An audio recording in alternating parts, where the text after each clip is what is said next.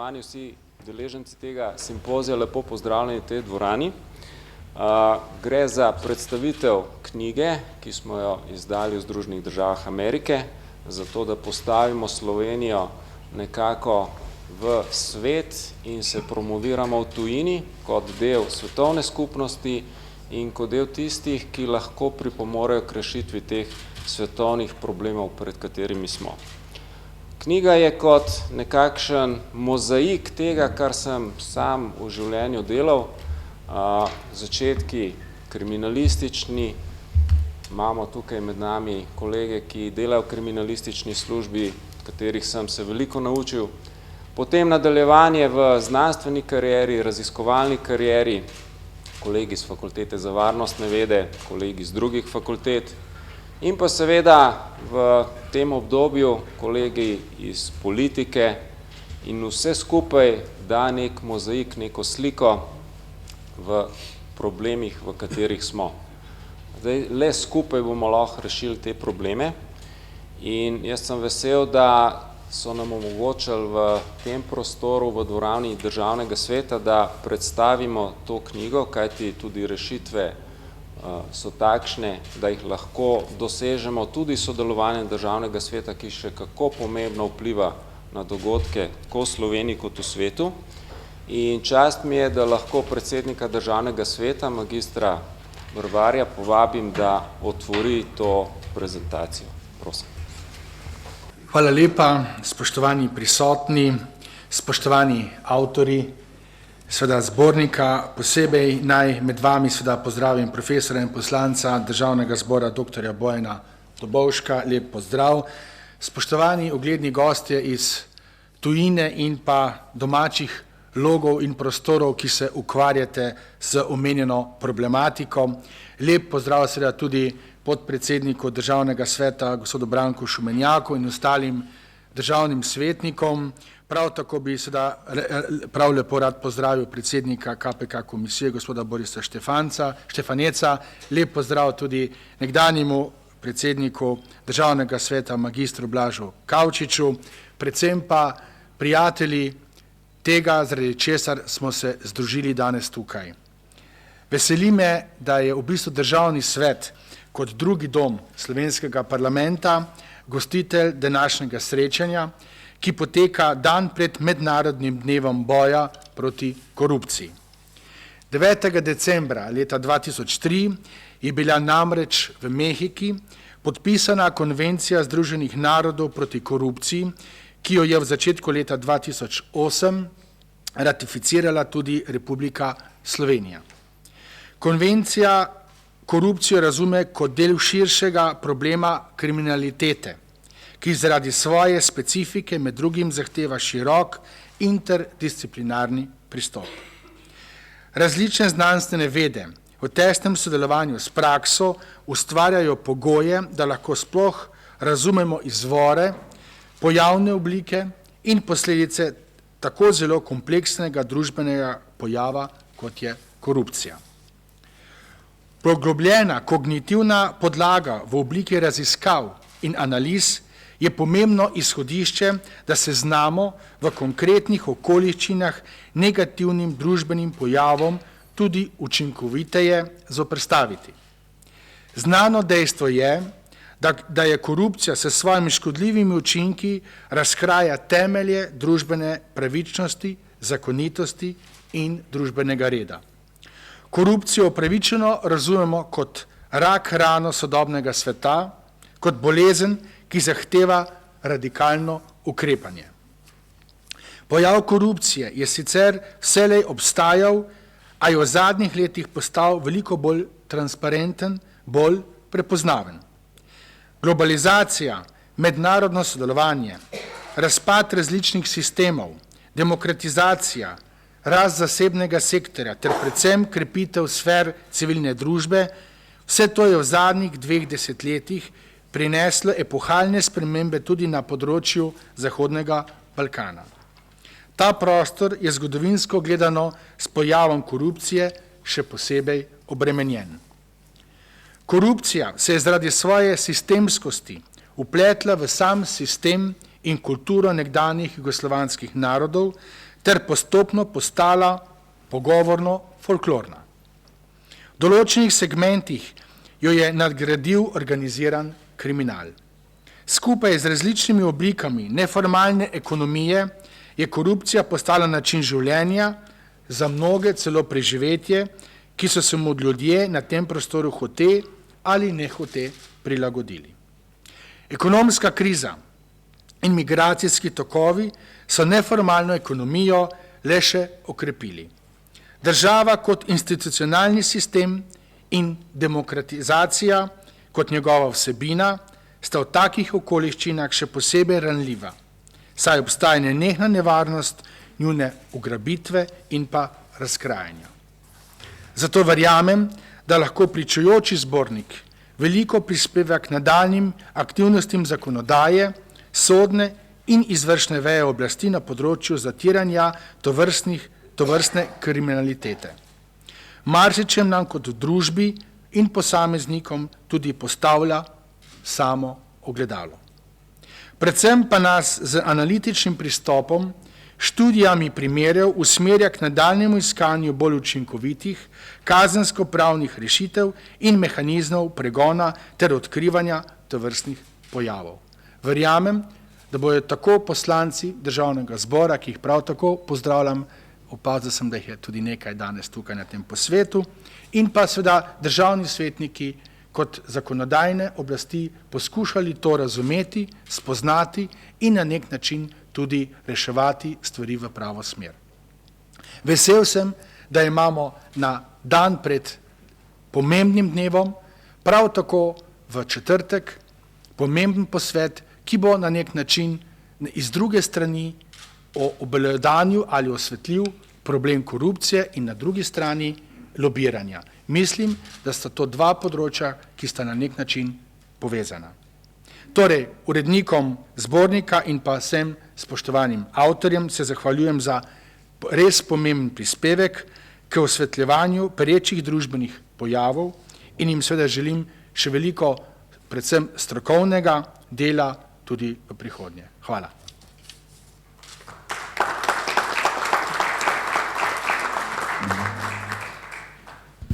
Hvala magistru Brvarju za te uvodne in spodbudne besede.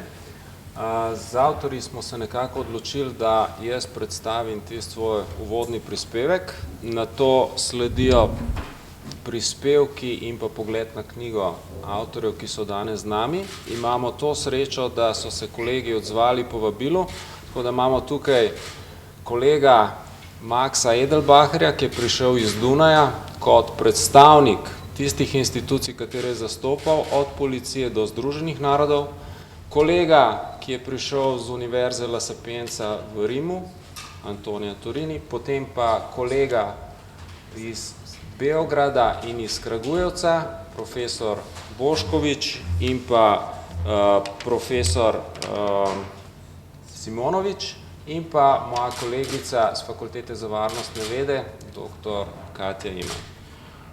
Seveda je pri knjigi sodelovalo še več drugih avtorjev, pa žal z Japonske in Kitajske niso mogli priti na ta dogodek. Glede same knjige bi povedal nekaj za ozadje. Pred 2 leti smo nekako izdali knjigo Finančna kriminaliteta v zasedbi podobni v osnovi, kot jo imamo danes. Knjiga je razgalila finančno krizo, katere učinki so še danes prisotni. Osnovna ideja izhaja iz stališča, da finančna kriza kot takšna je posledica finančne kriminalitete, bank in finančnih institucij, in ker to nismo znali preprečiti, je škoda nastala in škodo nekako vračamo skozi naše delo vsi državljani. Knjiga je bila zelo uspešno sprejeta in na prezentaciji v Dunaju sva s kolegom Maxom jasno pila kavo in sahar tortico pojedla. Ko me je vprašal, kaj delam, sem rekel, zdaj se ukvarjam z neformalno ekonomijo, in ko sem nekako razložil, kaj sploh to je, smo se s kolegi odločili, da naslednjo knjigo nadgradimo in jo posvetimo prav neformalni ekonomiji.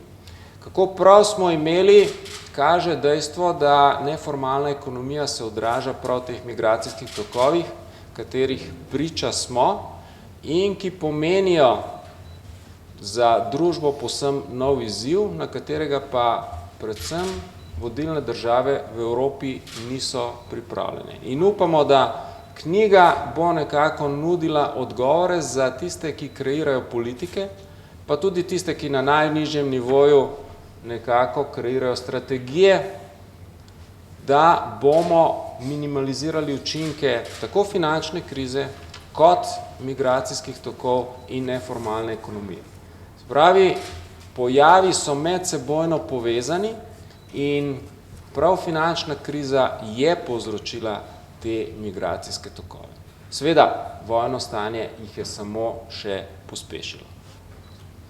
Zdaj, osnovna ideja je v tem, da ko smo pred leti začeli odkrivati organizirano kriminaliteto, smo se ukvarjali s klasičnimi kaznivimi dejanji in s klasičnimi oblikami, kot je mafija, ki jo proučuje kolega iz Univerze v Rimu.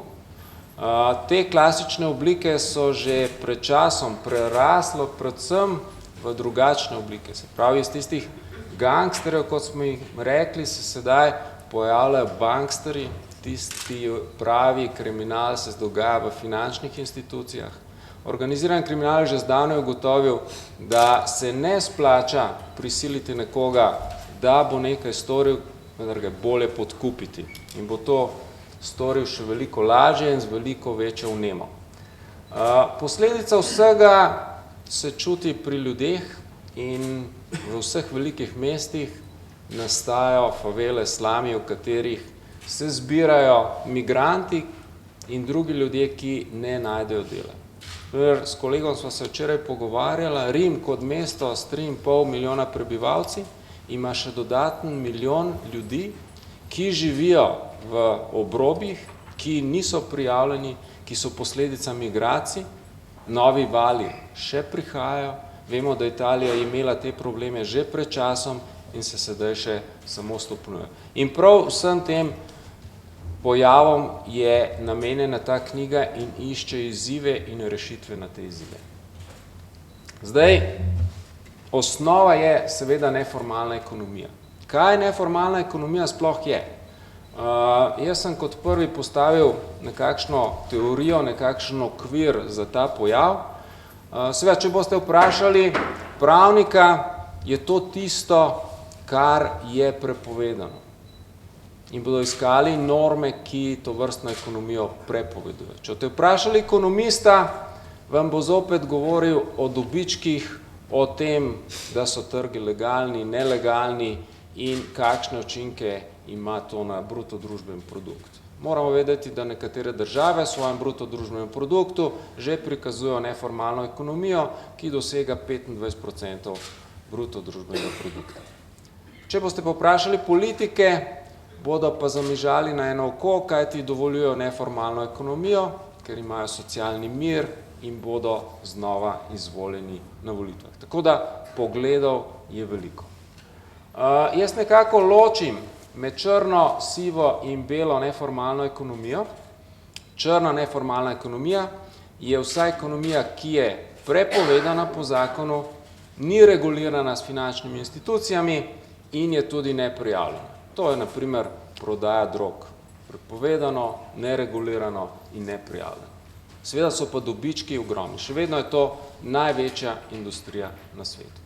Potem imamo sivo ekonomijo, ki je dovoljena, ki je regulirana, vendar ostaja neprijavljena. Prav s to ekonomijo se ukvarjajo vse vlade sveta, prizadene pa najmanjšega človeka, gre za pojav v Evropi, kot je delo na črno, na primer polskih vodoinštalaterjev v Angliji, pa se to potem ne prijavlja, delo se opravi, zadovoljna sta oba, tisti, ki je poceni delo dobil in tisti, ki si je pridelal dodaten zaslužek. In prav s tem se vsi ukvarjajo, jo regulirajo, vendar s tem nastaja še več problemov.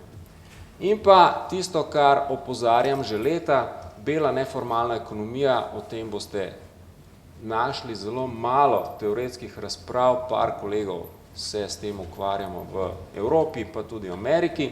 Gre za to, da je to legalna ekonomija, regulirana ekonomija, pa tudi prijavljena na pol ali pa nezakonito urejena. Zakaj gre? Gre za to, da tudi največje multinacionalke delajo na področju sive ekonomije malega človeka, samo da obrnejo veliko več denarja. Multinacionalke so registrirane na davčnih oazah, videli smo primer Luksemburga, multinacionalke s transfernimi cenami se izogibajo davkov, selijo industrijo v nerazvite države in vse skupaj rezultira v tem, da država ne pobere in ne dobi dovolj davkov. In prav tej ekonomiji smo v knjigi namenili tudi kar dobršen del razprav in pa opozarjali, da brez tovrstne rešitve ni rešitev za Evropsko unijo. Vendar o tem nihče noče govoriti, kajti ravno te multinacionalke obvladujejo tako Evropo kot Evropsko unijo in pričakujemo, da moramo tukaj postaviti nove temelje. Zdaj, kaj bi v knjigi poudaril? Poudaril bi to, da se knjiga ukvarja s finančnimi tokovi. Opozarja na to, da je potrebno nadzorovati finančne tokove. Izhajamo iz tega, kar dela mafija, kajti vedno več idej je, da tisto, kar je delala mafija, je narobe, ampak te vzorce prevzemajo tudi multinacionalke in druge skupine. Poudarili smo en segment, ki je bil do sedaj malo raziskan, in sicer segment zavarovalništva. Tako kot imamo v Sloveniji bančno luknjo, jaz predvidevam, da bo tudi zavarovalniška luknja. In na to opozarjajo kolegi iz Avstrije. Posebej smo izpostavili vlogo odvetnikov kot močne neformalne mreže, če vemo, da v zakonu o preprečevanju pranja denarja so odvetniki izvzeti iz tega, da bi poročali svoje transakcije. Ukvarjali smo se z investicijami, infrastrukturo, tukaj vemo tudi v Sloveniji, T6, drugi tir, avtocestni križ, tukaj se obrača veliko denarja. In pa potem primeri držav, njihove izkušnje in njihove predlagane rešitve, Srbija, druge balkanske države, Avstrija, Slovenija, knjigo obogatijo izkušnje Združenih držav Amerike, Kitajske, Japonske, kot prvič tudi pogled teh držav, da vidimo, da tudi te države imajo podobne probleme in jih rešujejo na svojstven način. Posebej smo izpostavili problematiko Romov in pa pojav, ki je pri nas zelo malo poznan, Hells Angelsi, s katerimi pa imajo velike probleme skandinavske države, ki so nam večkrat za vzor. In pa na koncu seveda tudi, kakšen je psihološki pristop in kakšne so posledice na tem področju za knjigo. Kaj bi še izpostavil? Izpostavil bi to, da knjiga prihaja v pravem času, da poudarja problem migracij in problem tranzicije, gre za prisilno delo v korporacijah, gre za zniževanje stroškov, vedno več prekernega dela in tudi formalna ekonomija se vedno bolj približuje neformalni ekonomiji in prevzema te vzorce. Ukvarjamo se s problemom bank in s tem, da banke ne upravljajo klasičnega dela, ampak se ukvarjajo s tako imenovanim financializmom in se ukvarjajo s tem, kam bi plasirale sredstva, da bi zaslužile na tujih trgih, namesto da bi podpirale gospodarstvo in s tem tvorile tisto podstat, ki je potrebno. Še posebej nas zanima, ker smo v parlamentu, tvorenje zakonov, zakaj imamo slabe zakone, zakaj so zakoni takšni, kot so, kakšen je vpliv korporacij na nastajanje teh zakonov in ali so zakoni v korist državljanov ali korporacij. Tukaj smo se dotaknili tega kroga, da v bistvu korporacije pritiskajo na politiko, da ustreza ta politika korporacijam, ljudje pa postajajo vedno bolj samo delovna sila, ki nima nobenih pravic. Za področje varnosti izpostavljamo problem, da prihaja do privatizacije varnosti, pogovarjamo se o privatnih zaporih, privatnih sodiščih, privatni policiji in vsem podobnem, kar seveda ima zelo negativne posledice in se nekako strinjamo, da to vrstna problematika se ne rešuje tako, da ideje že so, ko je stavka policistov, bomo imeli pa privatno policijo. To vsekakor ni rešitev, znižanje stroškov z neko paralelno organizacijo. Vse izkušnje, ki so šle v to smer, so pokazale, da je varnost slabša, da pa je stroškov še več, seveda pa je nekdo pri tem zaslužil. Za konec bi poudaril matematično formulo, do katere smo nekako prišli, in sicer z matematiko se da marsikaj pojasniti. Če gledamo primer mafije, ki ga bo predstavil kolega iz Rima, bomo videli, da mafija vse bolj prehaja v gospodarstvo in prevzema načine delovanja v gospodarstvu. Se pravi, vse se vrti po gospodarskih tokovih. Mafija ne dela več klasično, ampak ima v lasti podjetja, restauracijo in vse ostalo in deluje povsem po načelih gospodarstva. Korporacije jasno prevzemajo vse te okvire in se do neke mere poslužujejo tudi mafijskih metod, imajo svojo policijo, svoje varnostno-obveščevalne službe in v veliki meri izkoriščajo korupcijo, pa tudi silo. Če smo videli, kaj se dogaja v svetu glede vlad, trendi so, da naj bi se vlade vedno bolj držale načel gospodarstva in delovale profitno, ne pa za dobro ljudi. Mi smo sami sprejeli tudi sklepe, da naj državna uprava deluje po načelih gospodarstva. Hkrati se približuje tistemu, kar naj bi delalo gospodarstvo. In potem sledi, da za nekatere države ugotavljamo, da se obnašajo enako, kot se obnaša organiziran kriminal ali mafija. In to je poanta vsega, da so te strukture, če pogledamo na drugo stran prezentacije, da vsi težijo k hierarhiji, moči medijev, ki jih obvladujejo, uvajanju novih tehnologij, da težijo za kapitalom, nihče pa ne ve, odkje je tisti bazični kapital prišel. In da delujejo po načelu lojalnosti, če si sistemu lojalen, potem boš napredoval. In za konec, kam gre prihodnost, to je naslovnica moje knjige o kibernetski kriminaliteti.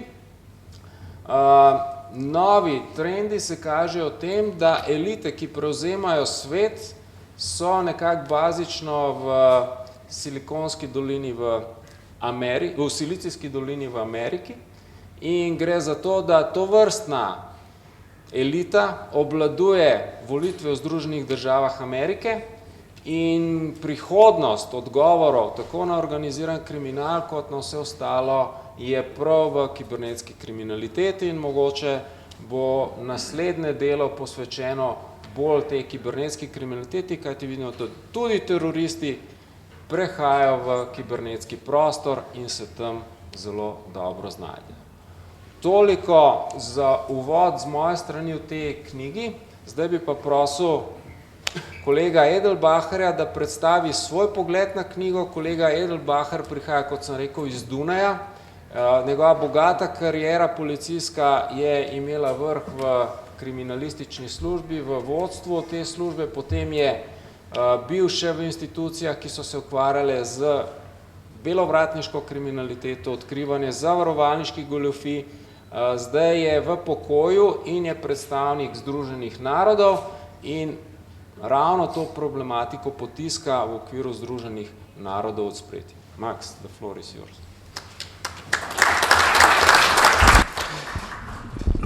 Yeah, good morning, everybody.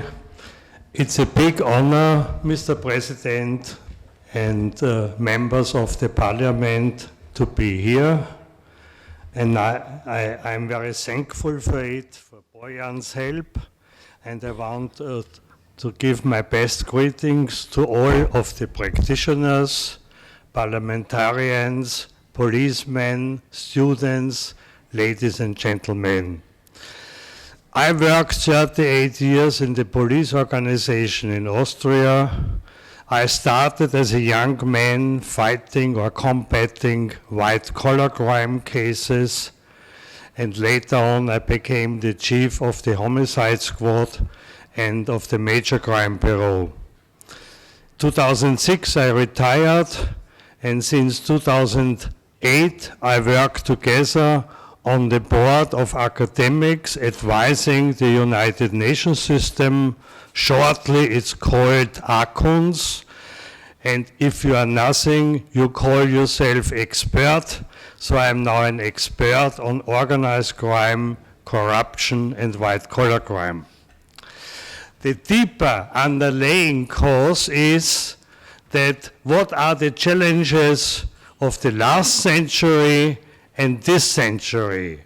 If we look what was going on in the last 50 years, we had this fall of the communism, a big challenge, the quantity of crime. Immediately Europe was confronted with a lot of crime. What was the underlying cause behind it? A rising gap between the poor and the rich, and it is continuing.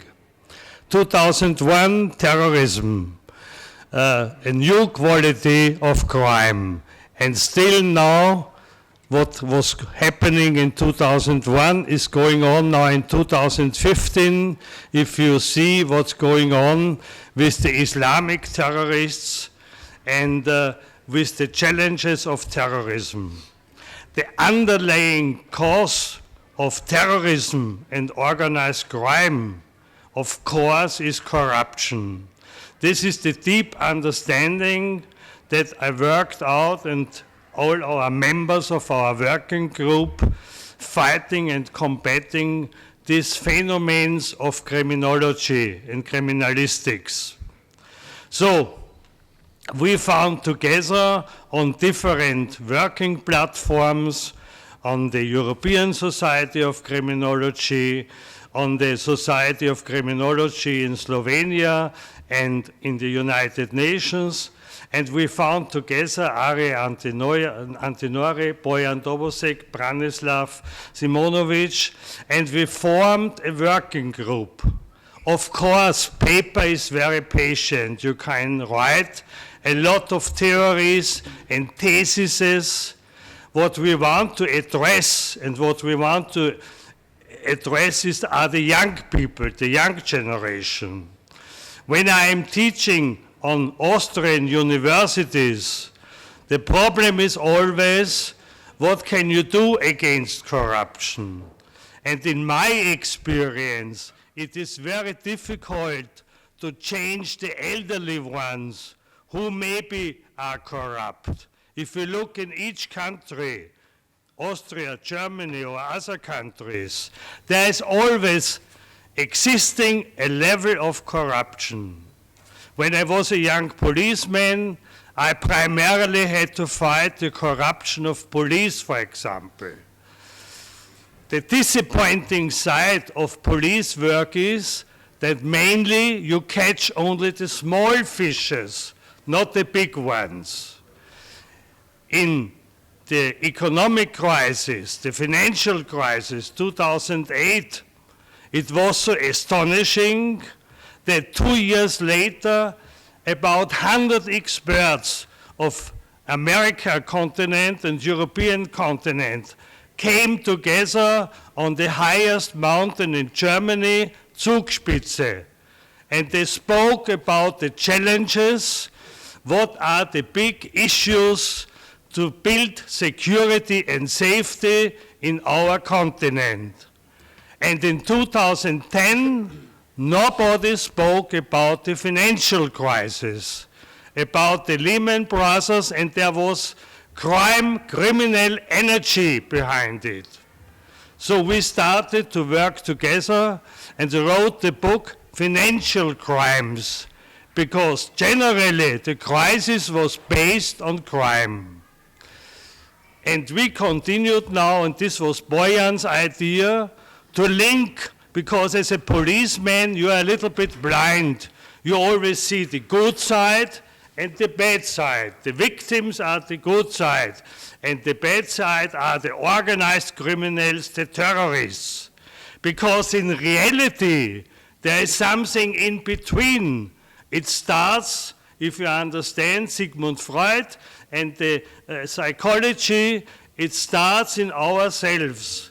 And Boyan led us to research the links between the professional crime, the organized crime, the terrorism, and the everybody's crime.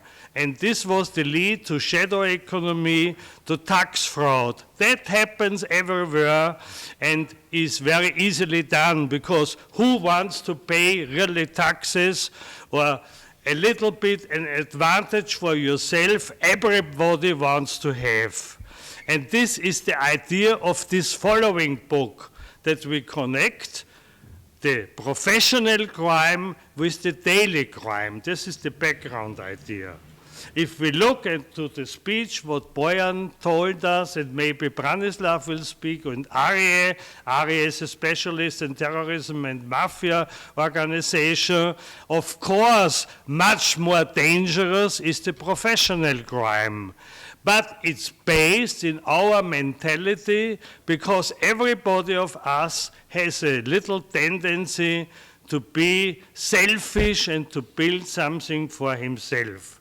So this is the background, and we want to continue to fight this corruption, fraud, and organized crime, and to build awareness, to build this sensibility, to do something against it. This is a wonderful place to tell these ideas at first in a parliament, because you are directly the representatives of democracy. And the second issue is to bridge generations, the elder generations with experiences and the young ones who are full of hope and ideas.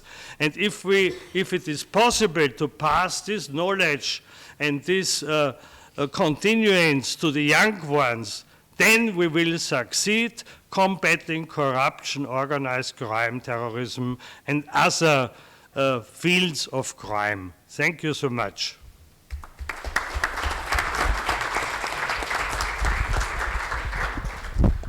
Hvala Maksu za to predstavitev, pa za njegov klen jezik. Imel bi še veliko zapovedati, zmenili pa smo se, da na kratko predstavijo tiste najbolj pomembne ugotovitve. Zdaj sem vesel, da imamo tukaj kolega Arija Antinorija iz Univerze La Sapienza v Rimu. Je dvojni doktor, proučeval je mafijo in pa v zadnjem času terorizem. Je zelo pomemben raziskovalec na tem področju. Danes nam bo predstavil svoj pogled na mafijo in pa tematiko knjige. Ari, the floor is yours. Good morning, ladies and gentlemen. It's an honor for me to be here. And I want just introduce, I'm the coordinator of the crime lab at Sapienza University of Rome. It's a very important research institute because it implements the European Police College. And before starting my presentation, I want to remember the statement of two famous Italian judges who were killed by the mafia during fight. The first one was from Giovanni Falcone, who said, first their money arrive, then they come with their own methods, so follow the money, whatever. What we said every time we met and discussed on it. And the second one is from the judge Paolo Borsellino. He said, politics and mafia are two powers that live on control of the same territory. That is why they make war or make agreements. And this is another important point, as Moya said before. Now, I just want to bring you some year in the past 25 years, because the strong relationship between organized crime or mafia crime and enterprises started during this period, during the fall of the Berlin Wall, and this is where, as the first the first time in which we experienced the real globalization of humans and financial flux. And this is an interesting wiretapping between two Neapolitan members of Camorra during the fall of the Berlin Wall. In the meantime, they were watching on TV what happened. And as you can see, they immediately tried and wanted to create business in an illegal way. But why? Why discos, bars, and pizzerias? Because they represent small and medium-sized enterprises. And in a model of colonization of mafia infiltration is a model of production based on a systemic mix of productivity and parasitism, given by the interoperability between criminal and legal business through the interpretation of three macrospheres: the official economy, the underground economy, and the legal economy.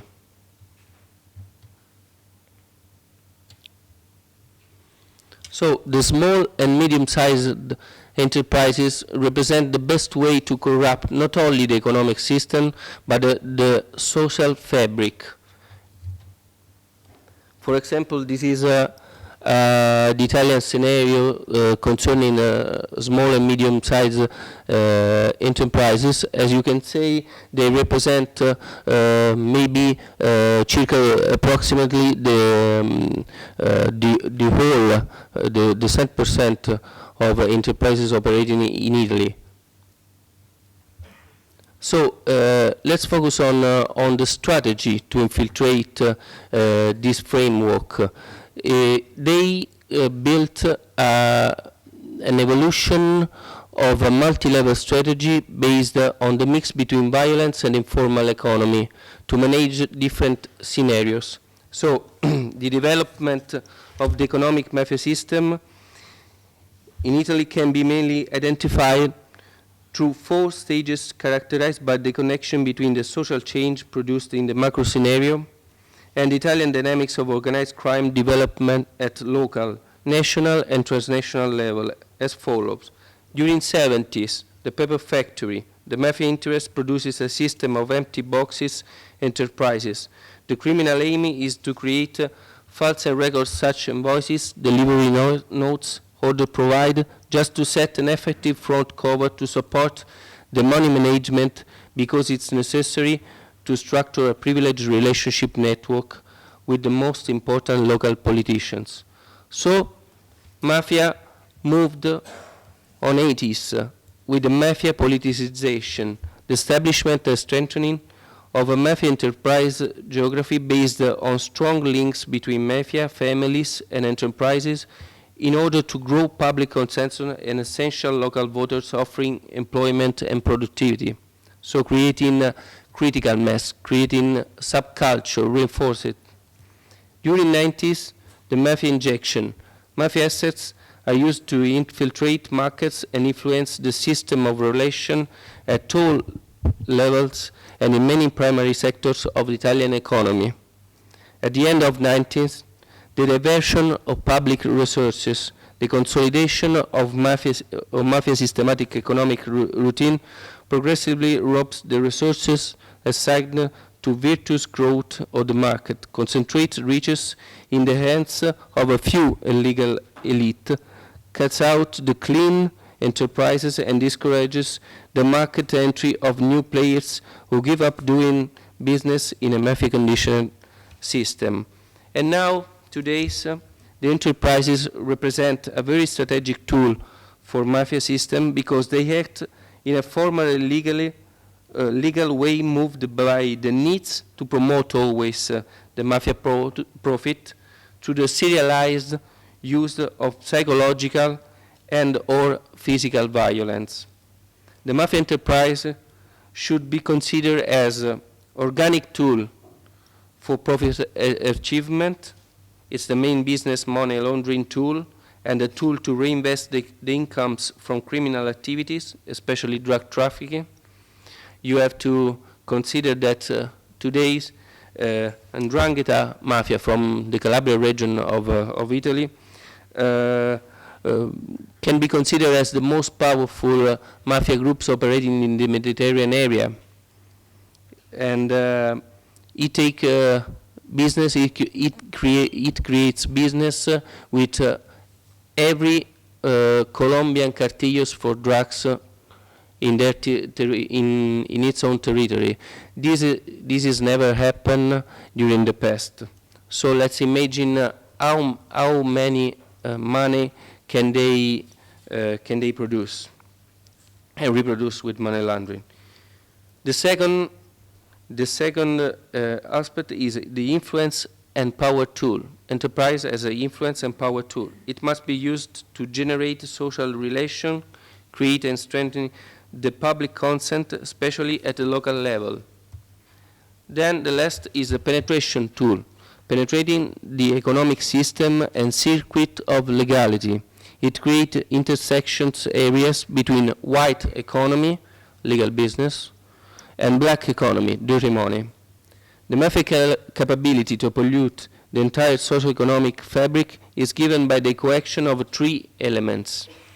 The first one, the use of violence, direct or indirect tools, methods, and behaviors, as well as the threat of violence against things and or individuals. The second one, enterprises functions, market integration through the production of useful goods and services to the community by the offering of employment. The third one, criminal familiarization. This is very important because the family inside the mafia structure is considered as one of the primarily agents of socialization, represents the core of personality structurization and criminal alphabetization of mafia soldier.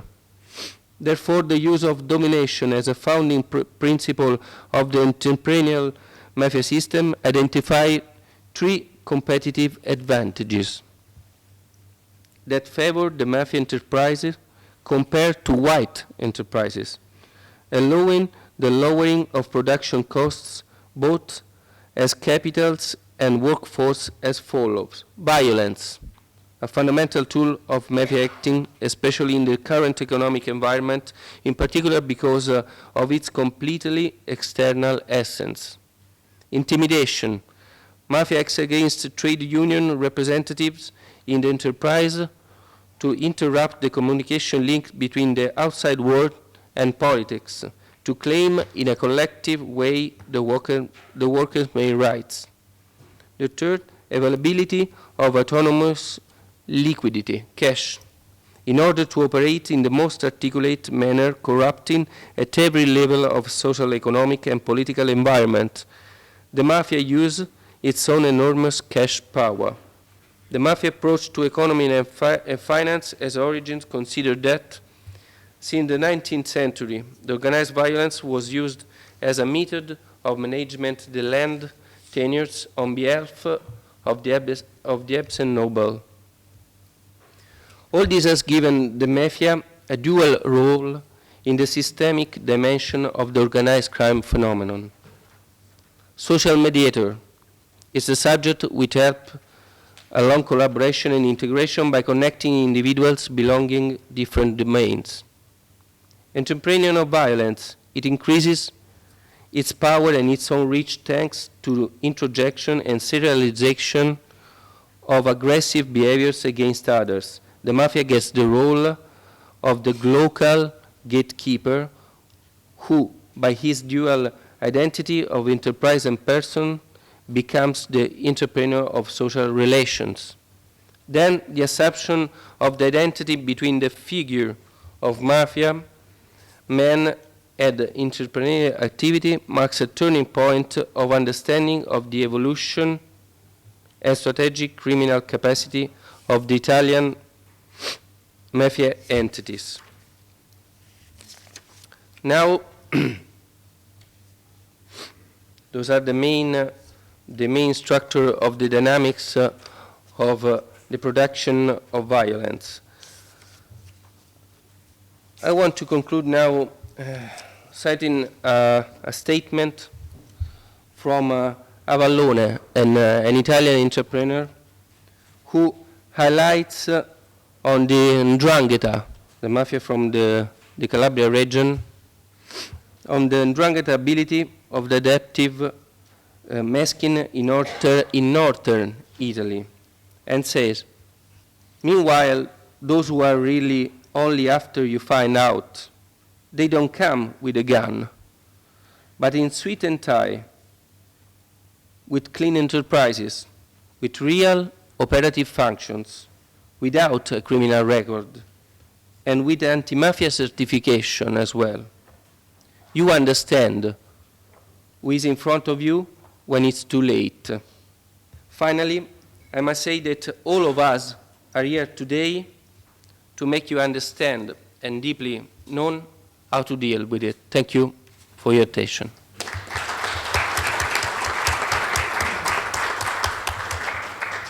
Hvala, Arja, za predstavitev pogleda in situacijo v Italiji. Vemo, da tisto, kar se zgodi v Italiji, čez nekaj časa pride tudi k nam in vzorce jasno ponavljamo. Sedaj pa imam to čast, da kolega, dva sta prišla iz Srbije, in sicer kolega Simonovič in kolega Boškovič, da predstavita podobno situacijo, kot smo videli zdaj v Italiji, podobno, če ne še v še hujši obliki, se dogaja na Balkanu. Yes. Good morning, everybody.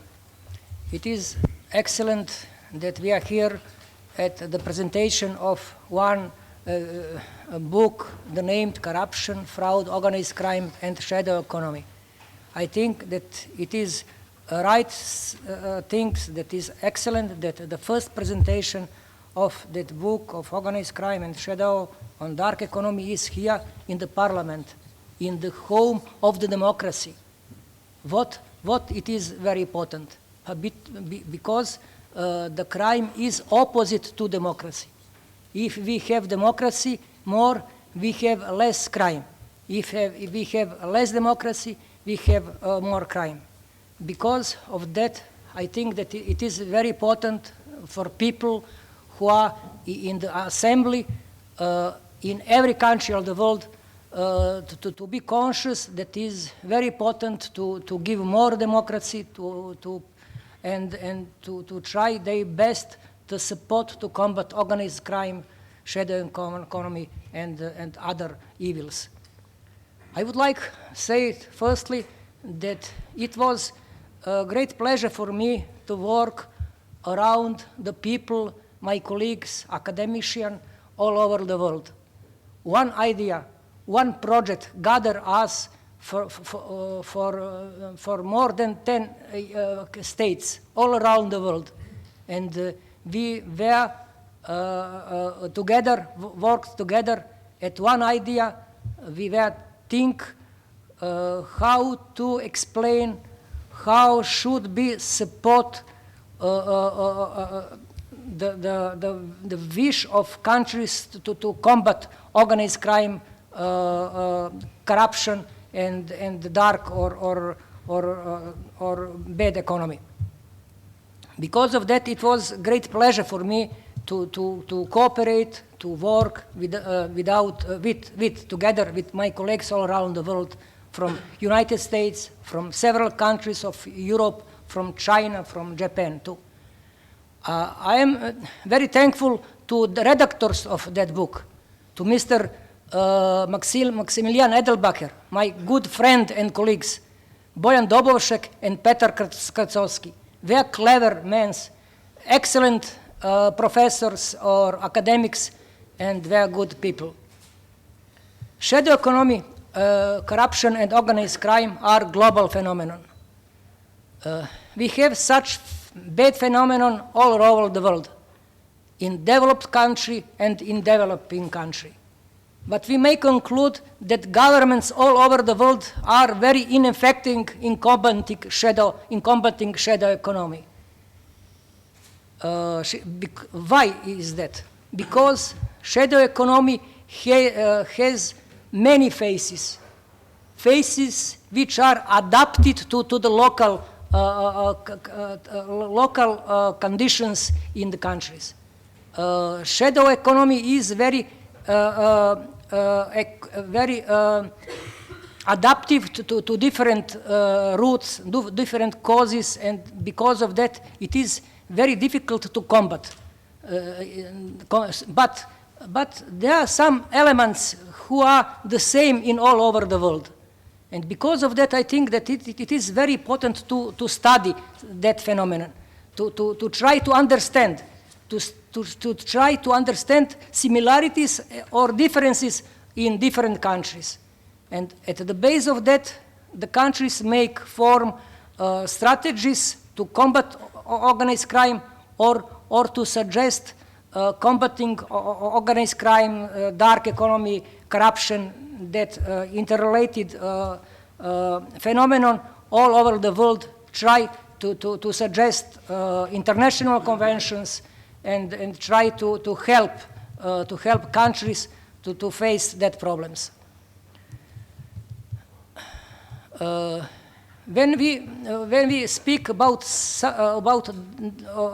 shadow economy, we should say that dark economy is the bad side of the shadow economy. Dark economy and dark money are the money by the drug market, by the organized crime, and that money have a large impact of everything in all over the world. Because of that, we should be conscious about shadow economy, about unemployment people who try to find the solution for their families. But at the other hand, we had a dark economy, one of the worst phase of shadow economy, which have a very large impact on the world. When we are speaking about shadow or dark economy, we may speak about three interrelated levels. At the global levels, we may speak about global political corruption in the world. Multinational companies, multinational banks, which have and impact many elements of criminality all over the world. And we may speak about national level of dark economy, tax evasion, political impacts, etc. At the global level, at the local level, is the street economy. It is the story of unemployment. It is the story of refugees, of immigrants who are here in many countries, especially in last time, and that show how many faces have shadow economy. And because of that, it is very important to understand each of that phase and to be conscious about interrelation between the dead phases.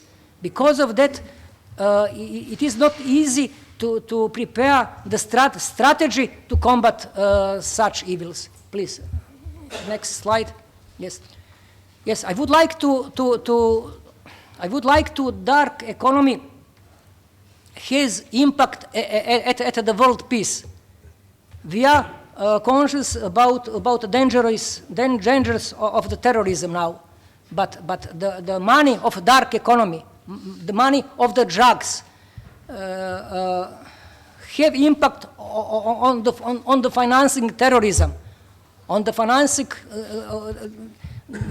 very heavy crime all over the world, because it is very important to control the money, to prepare the means, to prepare the strategies to control money, to control flow of money, because at the base of that we may control organized crime, we may control terrorism. For example, now we are witnesses about quarreling between Russia and Turkey about the basics of financial the illegal country, Islamic country in the north of Syria, because that petrol, that illegal market of the petrol finance that country. Because of that, it is very important to be conscious that illegal economy, that dark economy, is very real economy. That it is very connected with white economy, and that economy, which economy have sometimes large impact on the terrorism and destroyed democracy, destroyed peace among the people. Finally, I would like that we have many problems of shadow and dark economy in Serbia. Dark money from the drugs for organized crime have a real impact on politics, on economy, on media in Serbia. The state in Serbia are very ineffective combating organized crime and shadow economy, especially dark economy. The rate of shadow economy in Serbia is higher there than 30%. In that photo is one very power guy, Mr. Šarić.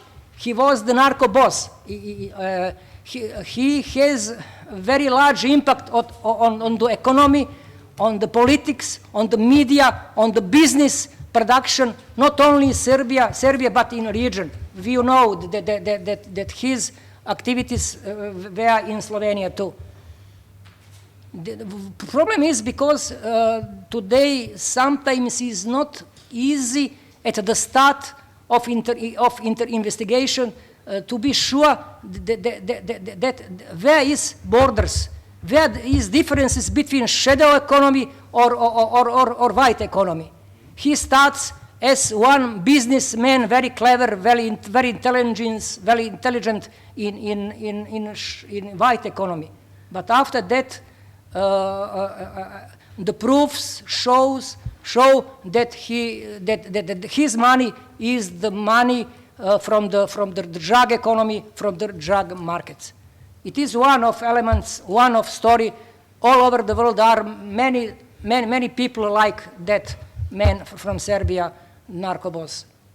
And at the end of my presentation, I would like that I am very thankful to the National Assembly of the Slovenia because of organization that presentation of that book. I hope that it would be very useful for all of us to see that problem is very important, and that it is very important to democracy, to the institution of democracy, to be conscious about that problem and try their best to combat that problem of dark and white economy. Thank you very much, Mr.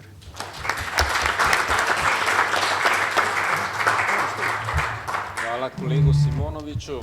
Knjiga je zato, da se prebere v samem prispevku. Ima zelo podrobno opisanih več primerov, kot ga je predstavil na koncu, se pravi, bogatstvo knjige je skozi analizo teh primerov Šarića in podobnih kriminalcev, pa nekaterih, ki so uspeli priti tudi v politiko. In za konec še prispevek kolegice Katje Iman in pa njene skupine raziskovalcev, kjer sem sodeloval tudi sam, o organiziranem kriminalu v Sloveniji. Hvala. Dober dan, lepo pozdravljeni. V mojem imenu, gospod predsednik, uredniki, spoštovani gosti, kolegi z Komisije za preprečevanje korupcije, lepo pozdravljam tudi moje magistrske študente in moje Erasmus študente, ki so danes tukaj. Dovolite mi, da vas skozi predstavitev prispevka, ki sem ga pripravila skupaj s profesorjem Dobovškom, s kolegom Tinem Furdijem in kolegom Rokom Hacinom, ki ga danes ni tukaj, popeljem nekako nazaj v slovensko okolje. Kot ste že slišali, siva ekonomija, organiziran kriminal in korupcija imajo skupne točke ne samo v regiji, ampak v širnem svetovnem okvirju. Žal, moram reči, Slovenija tukaj ni nobena izjema. Delimo skupno preteklost regije in vse se je začelo nekako s padcem Berlinskega zidu in spremembo državne ureditve v Republiki Sloveniji. Nekako smo bili zaslepljeni z vrednotami, s pravicami, ki smo jih dobili, pozabili pa smo na pravno ureditev in že takrat se je začelo dogajati, da sta se tako korupcija kot siva ekonomija kar lepo razširili. Danes smo v trendu globalizacije. Organiziran kriminal zelo lepo izkorišča možnosti in priložnosti nenehne infiltracije v legalne posle. Tako kot je povedal gospod Antinori, smo tudi skozi drug projekt, mednarodni raziskovalni projekt Ariel na Fakulteti za varnostne vede ugotovili, da se organiziran kriminal uspešno infiltrira v zakonite posle. Ne samo turizem, ne samo bančne naložbe, ne samo pizzerije in drugi majhni posli. Slovenija ima veliko težavo s prostitucijo, z njo sodelujejo tudi taksi službe in poznamo tudi določene druge okvirje. Pa da se vrnem nazaj k pregledu sive ekonomije, korupcije in organizirane kriminalitete v Sloveniji.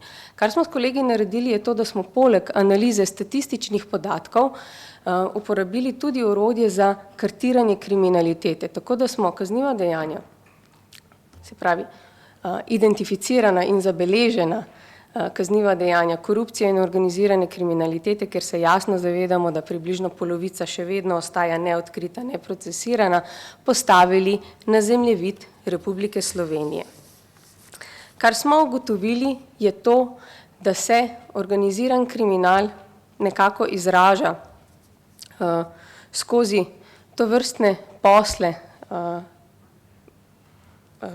tihotapljenja drog, kjer je Slovenija še vedno več ali manj tranzitna država. Nekako na srečo smo še vedno premajhni in nezanimivi za organizirane kriminalne združbe, ostajamo država, ki je samo, ki jo drugi uporabljajo za tranzicijo. Pa vendarle, že analiza podatkov za leto 2012 in 2013 je pokazala, da so se določeni tokovi beguncev že takrat začeli usmerjati tudi skozi naše državne meje. Prav tako pa ne moremo mimo tega, da smo ob boku oziroma da smo na poti balkanske rute, se pravi organizirane kriminalne združbe iz Balkana, pa čeprav ne radi rečemo, da Slovenija je država na balkanskem polotoku, Slovenijo s pridom izkoriščajo. Marsikatera družba, marsikatera prodajalna sadja, marsikatera pizzerija, marsikatera druga legalna tvorba ostaja nekako družba za pranje denarja, družba za druge posle in za pomoč v izvornih državah. Kar zadeva korupcijo, pa smo začuda ugotovili, da so dejanja koncentrirana. Ne samo v Ljubljani in Mariboru kot največjih mestih, kar se nam je potem, ko smo šli malo pobliže pogledati, zdelo dejansko logično, saj se v Ljubljani in Mariboru nekako združuje največje število prebivalcev, tule imamo tudi največ pomembnih državnih institucij, državnih organov, prav tako tudi drugih zakonitih podjetij, skozi katere oziroma kjer se dogajajo razna podkupovanja, zlorabe uradnega položaja. Na našem zemljevidu so se pojavila tudi druga mesta, ki so nekako središča regij, se pravi Celje, Koper, Kranj, Slovenj Gradec, vendar je dejanj korupcije na tistih mestih veliko, veliko manj. Kar zadeva sivo ekonomijo, naj povem, da ima tako pozitivne kot tudi negativne učinke. Žal grejo organiziran kriminal, korupcija in siva ekonomija z roko v roki. In žal nekatere stvari, kot je v času ekonomske krize, dvigniti davčno stopnjo, dejansko prisilijo državljane in druge, da grejo iskat svoje stvari drugam. Žal vas moram opozoriti, smo v obdobju, ko se nam po Sloveniji vozijo okrog različne kriminalne združbe in podjetjem ponujajo, da jim za nižji znesek nekako odpeljejo oziroma, če rečem, lahko temu primerno pospravijo odpadke, ki so stranski produkt njihove proizvodnje, da podjetja ne rabijo plačevati zakonite oziroma visoke cene za reciklažo in predelavo in verjemite mi, vsak podjetnik, ki je v finančnih težavah, se bo z veseljem obrnil na to. Skoraj da ne poznam junaka, ki bo ostal načelen tem etičnim standardom, čemu pa gre za preživetje. Pa, če se vrnem nazaj k pozitivnim in negativnim učinkom sive ekonomije. Vsekakor nekako negativni učinki to, da smo povišali davčno stopnjo in da so ljudje zaradi tega morali poiskati stvari oziroma delo v sivem polju. Pojavilo oziroma domnevamo, da je šlo tudi za vpliv oziroma povečanje korupcije. Pa vendarle na drugi strani se kaže nekako višji vnos oziroma dobiček, ki se potem porablja in glej ga zlomka, stvari spet zakrožijo. Nezakonito gre v zakonito in zopet se obračamo v istem krogu. Pa da ne bom govorila samo o negativnih stvarih, dovolite, da zaključim z nečim pozitivnim.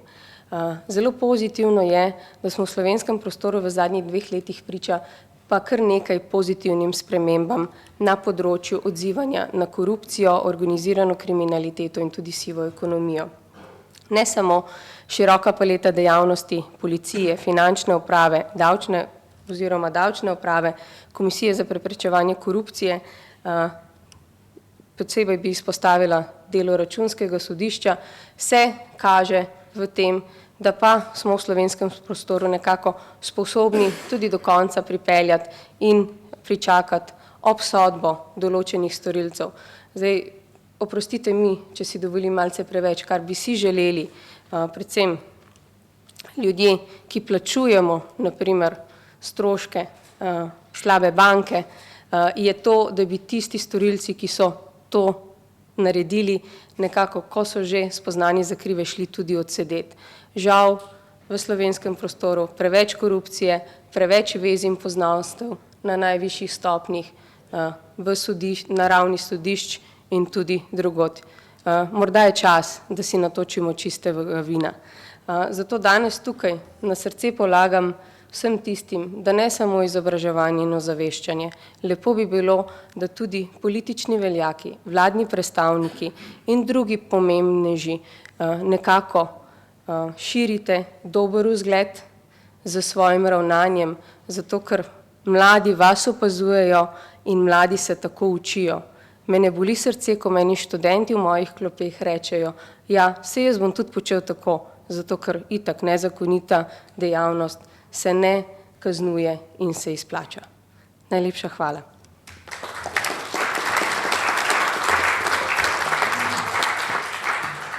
Jaz se vam zahvaljujem za udeležbo, seveda razprava tudi v lobiju, v tistem pozitivnem smislu, če bomo imeli čez 2 dni tukaj posvet o lobiranju. Obstaja negativno in pozitivno lobiranje, podpiramo pozitivno lobiranje, odprto, se pravi vprašanja tudi drugače in ste vabljeni na druge diskusije. Še enkrat hvala organizatorju, Državnemu svetu, predsedniku in pa vsem, ki ste se udeležili. In se vidimo ob naslednji priliki. Hvala.